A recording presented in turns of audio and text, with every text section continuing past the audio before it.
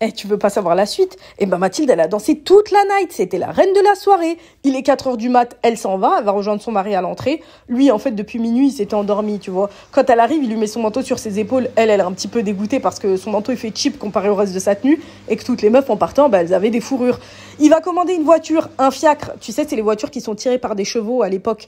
Et là, ils rentrent chez eux. Mathilde, elle est sur son petit nuage. Elle est grave dosée de sa soirée. Mais quand elle remarque qu'elle a plus le bijou en se déshabillant, elle est au bout du rouleau. Là, son mari, il est en panique aussi. Il va faire tout le chemin inverse. Lui, le lendemain matin, il bosse à 10 heures. Mais jusqu'à 7 heures du mat, il est dans la rue. Il cherche le bijou. Il le trouve pas. Le lendemain, elle n'arrive pas à dormir. Hein. Lui, il va au commissariat. Il va déclarer la perte du bijou. Il met une annonce dans le journal. Rien du tout. Personne ne leur répond.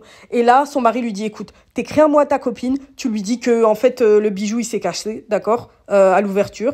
Et que tu vas aller le réparer. Comme ça va nous laisser le temps de réfléchir. Tu vas voir ce qui va se passer. Tu vas être choqué.